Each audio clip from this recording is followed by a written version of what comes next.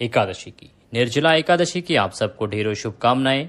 भगवान श्री हरि की कृपा आपको प्राप्त हो और भगवान के आशीर्वाद से आपकी जो भी इच्छाएं हैं, जिन भी किसी इच्छाओं की पूर्ति के लिए आप निर्जला एकादशी का व्रत कर रहे हैं, पूजन कर रहे हैं, वो अवश्य ही सफल हो। निर्जला एकादशी कब है, व्रत किस प्रकार से किया जाना चाहिए, कब आपको व्रत करना चाहिए, क्या गलतियां नहीं करनी चाहिए, क्या खाना चाहिए, क्या नहीं खाना चाहिए, पानी कब पी सकते हैं, कब नहीं पी सकते हैं, ये सारी जानकारी आपको आज के इस वीडियो में प्राप्त होगी। वीडियो को अंत तक देखिएगा। साथ ही आपको बताया जाएगा निर्जला एकादशी का पारण कब होगा, क्या आपको दान करना चाहिए और क्या विशेष चीजें हैं जिनका दान करने से आपको पुण्य की जगह पाप की प्राप्ति हो सकती है, इसीलिए उनको दान ना करें। तो ये सभी जानकारी आज के इस वीडियो में प्राप्त होगी आपको।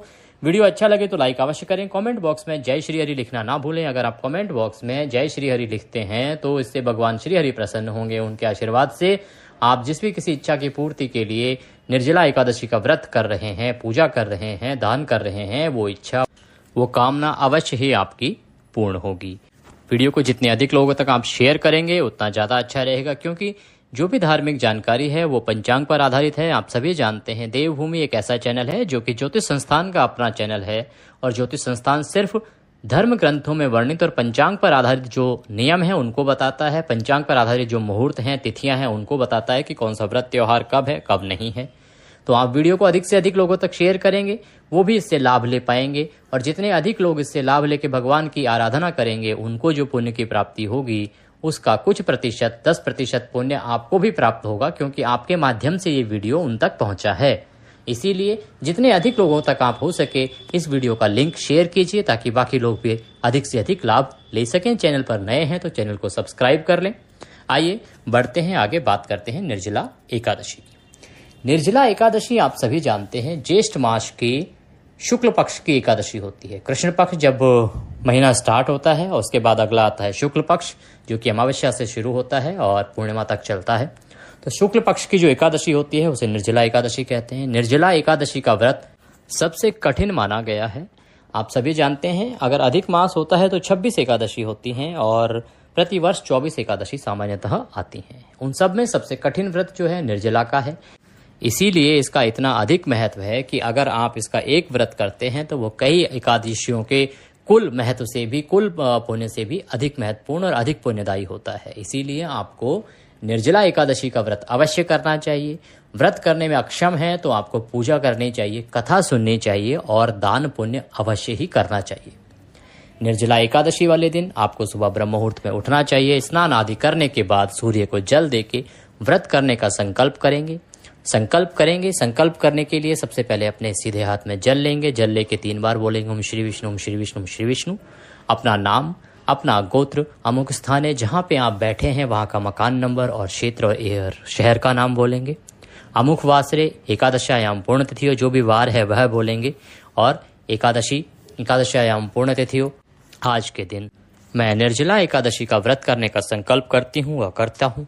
या फिर दान करने का, दान में आप कुछ क्या कर रहे हैं वह सभी पदार्थ बोलेंगे कि आप ये दान करने का संकल्प करते हैं और उस संकल्प को भगवान श्री हरि के चरणों में छोड़ देंगे। भगवान को नमस्कार करेंगे। नमस्कार करके भगवान को स्नान कराएंगे। स्नान करा के भगवान को रौली कुमकुम आदि का तिलक लगाएंगे, फूलों की माला पहनाएंगे, घी का दिया जलाएंगे, धूप दिखाएंगे और उसके बाद भगवान को नमन करेंगे। 108 बार ओम नमः भगवते वासुदेवाय का जाप करेंगे। हो सके तो विष्णु सहस्त्र नाम का पाठ करें। अगर नहीं कर सकते हैं तो इस दिन निर्जला एकादशी की कथा अवश्य सुने। कथा सुनना श्रेष्ठ पुण्यदायी होता है और जो व्रत कर रहे हैं उनको तो कथा अवश्य ही सुननी चाहिए या पढ़नी चाहिए। आपके पास अगर कथा है तो उत्तम है, अगर आपके पास कथा नहीं है तो आप हमारे चैनल पर भी कथा सुन सकते हैं, क्योंकि प्रत्येक एकादशी की कथा आपको हमारे चैनल पर सुनाई जाती है।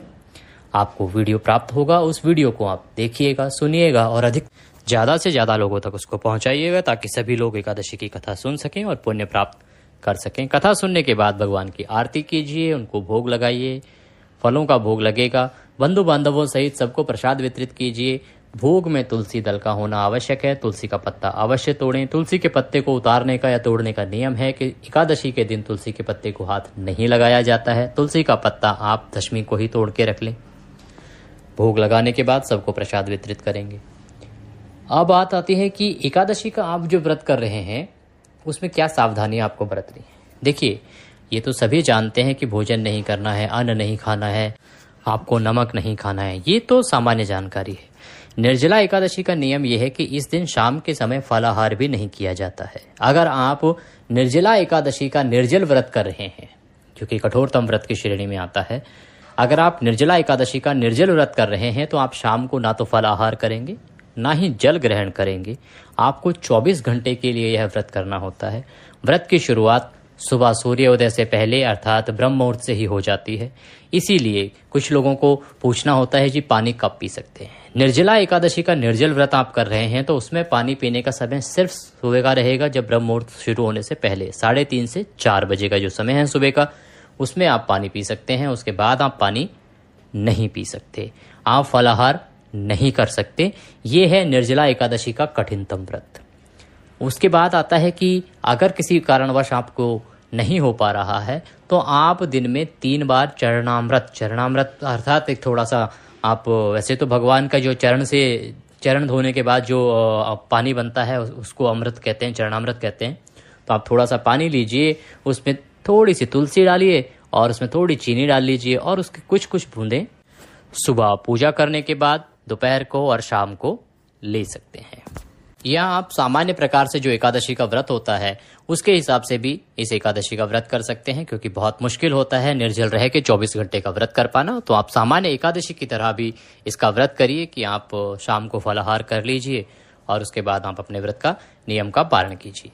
आप व्रत किसी भी प्रकार कर रहे हैं, आपको कुछ नियमों का पालन करना होता है। आपको पूरे दिन जो है शुद्ध विचारों के साथ रहना होता है। किसी प्रकार का वैर भाव, द्वेष और काम अपने मन में नहीं लेके आना होता है। ब्रह्मचर्य का पालन करना होता है और आप किसी के साथ छल कपट नहीं करेंगे। भगवान श्री हरि के चरणों में मन को लगा के रखेंगे, भगवान का स्मरण करेंगे और भगवान का ध्यान करेंगे। इसी प्रकार से आपको अपना दिन व्यतीत करना होता है। अगर आप अपने कार्यालय में हैं, ऑफिस में हैं, कहीं काम पे हैं, तो वहां पर भी आपको मन विचार से शुद्ध रहना होता है। उसके बाद शाम के समय हो सके तो आप भगवान का जागरण कीर्तन कीजिए और अगले दिन सुबह आप ब्रह्म मुहूर्त में उठ जाइए। ब्रह्म मुहूर्त में अगर आप नहीं उठ सकते हैं तो सूर्योदय से पहले तो आपको अवश्य उठना चाहिए। सूर्योदय से पहले उठ के स्नान आदि करना चाहिए। स्नान आदि करने के बाद आप वही सूर्य को जल देंगे। जल देने के बाद भगवान को स्नान कराएंगे। स्नान करा के रौली कुमकुम आदि का तिलक लगाएंगे और धूप दीप दिखाएंगे, घी का दिया जलाएंगे और भगवान को भोग लगाएंगे। भोग पारण का जो समय है उसके अनुसार लगाएंगे। पारण के लिए आप देखिए भगवान को, क्योंकि एकादशी को चावल नहीं खाते हैं, इसीलिए द्वादशी को चावल का भोग भगवान को लगता है। आप चावल बनाएं, चावल के साथ थोड़ा सा घी पूरा डाल दें, या पीले चावल भी बनाए जाते हैं इस दिन, पीले चावल से आप भोग लगा सकते हैं। कुछ प्रांत ऐसे हैं जहां पर फलों से भोग लगाया जाता है, तो आप फलों से भोग लगा सकते हैं।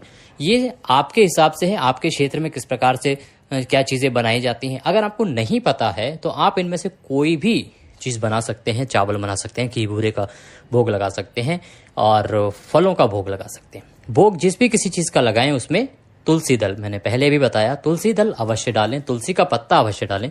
उसके बाद ही भगवान को भोग स्वीकार्य होता है। तो आप इस प्रकार से व्रत का पालन करेंगे, भोग लगाएंगे। भोग लगा के अब भगवान का पुष्पांजलि अर्पित करेंगे। अपने सीधे हाथ में पुष्प लीजिए, आंखें बंद कीजिए, भगवान से निवेदन कीजिए कि हे प्रभु, हमने ये जो एकादशी का व्रत किया है, निर्जला एकादशी का व्रत किया है, इसमें कोई गलती, कोई त्रुटि, कोई भूल हमसे हुई हो तो उसे क्षमा करें और दया का आशीर्वाद प्रदान करें। आप तो दया सिंधु हैं, हम आपके दर के भिखारी हैं। हे प्रभु, हमें कुछ नहीं आता, हम अज्ञानी जीव हैं, जैसी बन पड़ी है वैसी सेवा आपकी की है, उस प्रकार से व्रत किया है। इसमें कोई जाने अनजाने में गलती, कोई त्रुटि, कोई भूल हुई हो तो उसे क्षमा करें और दया का आशीर्वाद प्रदान करें। इसके निमित्त आपको देने के लिए हमारे पास कुछ नहीं है, क्योंकि सब कुछ आप ही का है, तन मन धन सब कुछ आपका है। हमारे पास क्या है? यह पत्र पुष्प की भेंट है, इसे स्वीकार करें। मालकी मलका जाति सत्पत्राणि संयुक्तम पुष्पांजलि मया दत्ता ग्रहणम परमेश्वरः। इसके बाद जो पुष्प आपने हाथों में लिए हैं वो भगवान के चरणों में अर्पित कर दें, भगवान को नमस्कार करें। आपको इस दिन अगर हो सके तो किसी ब्राह्मण को निमंत्रण देना चाहिए, उनको बुला के भोजन कराना चाहिए और दान दक्षिणा आदि देके विदा करना चाहिए। अगर किसी ब्राह्मण को आप नहीं बुला सकते हैं तो आप एक दूध का पैकेट ले लीजिए, केले या फिर बिस्किट आदि ले लीजिए और दक्षिणा रख के आप किसी मंदिर में वो दे के आ सकते हैं या किसी ब्राह्मण को दे के आ सकते हैं। इस प्रकार से भी आप दान कर सकते हैं जिस दिन आप पारण कर रहे हैं। अब बात आती है कि एकादशी का दान का क्या रहेगा। निर्जला एकादशी पर दान का बड़ा महत्व है। देखिए, निर्जला एकादशी पर दान का बड़ा महत्व है। गर्मी का महीना होता है, इस समय आपको प्याऊ लगवानी चाहिए। प्याऊ अर्थात लोगों को पानी के लिए इंतजाम करना चाहिए, जहां पर राहगीर आने जाने वाले पानी पी सकें। तो आप प्याऊ लगवाएं, पानी पिलवाएं लोगों को, घड़े दान दें, मटके पानी से भर के दान दें। आपको जो ऋतु फल है अर्थात खरबूजा, तरबूज, जो आम आदि इस ऋतु के जो फल हैं उनका दान देना चाहिए, वो सभी आप दान करें। और पंखे दान करने चाहिए। वो सभी चीज़ें जो इस गर्मी से राहत देते हों वो सब चीज़ें आपको दान करनी चाहिए। दान आप मंदिर में कर सकते हैं, किसी ब्राह्मण को कर सकते हैं, राहगीरों के लिए प्याऊ लगवा सकते हैं, आप भंडारे करा सकते हैं या फिर आप पानी आदि का वितरण का कार्य करवा सकते हैं। ये सभी दान कीजिए। दान करते समय संकल्प अवश्य करें। जो भी आप दान कर रहे हैं, अगर आप संकल्प नहीं करते हैं तो वह दान आपको नहीं लगता है और जो दान ले रहा है उसके वहां से भी आपको पुण्य प्राप्त नहीं होता है। तो जिसको भी आप दे रहे हैं संकल्पित होकर दान करें।